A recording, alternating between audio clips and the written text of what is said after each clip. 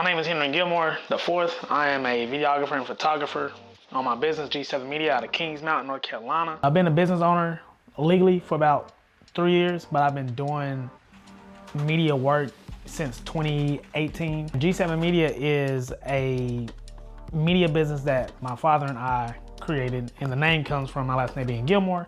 I'm the fourth, my dad is the third, so 4 plus 3 is 7, and then G7, boom. 1, 2, 3, 4. The idea of G7 Media came about really from my father. My father has done a lot of media work, like at ESPN. He's been in the school system, doing camera work at the church, et cetera, et cetera. And coming out of college, I was looking for what route to take. Got a job, everything, didn't work out how I wanted it to, but my dad, he had an idea of making a media company, the in and outs of running a business, et cetera, and I couldn't see myself doing anything else. Number one rule that even your parents should tell you, you can't please everybody. You can't please everybody, and I feel like as a business owner, you want to be able to please everybody because word of mouth is very important. Social media is very popular when it comes to someone looking for a cameraman, and people can leave reviews, they can say whatever they want.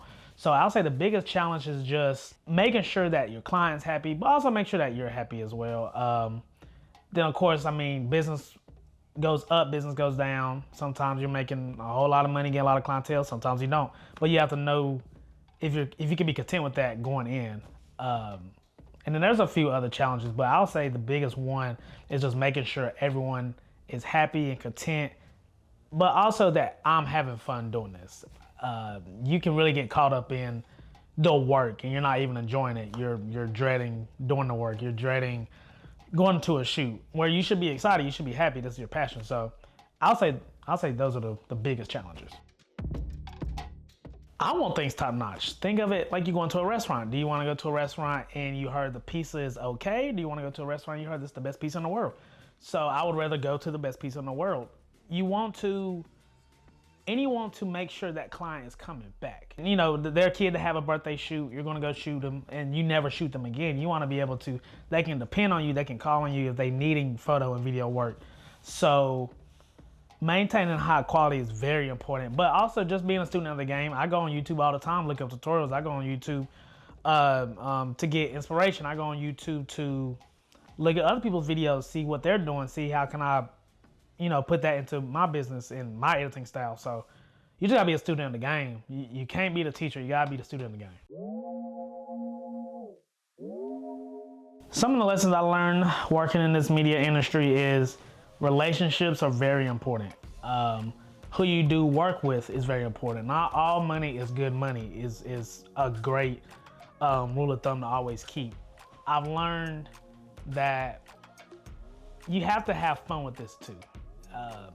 Like I said previously, you can just get so caught up in the work that you're not even enjoying yourself. And that's so important. You want to have fun with this. But relationships are very important. How you talk to people.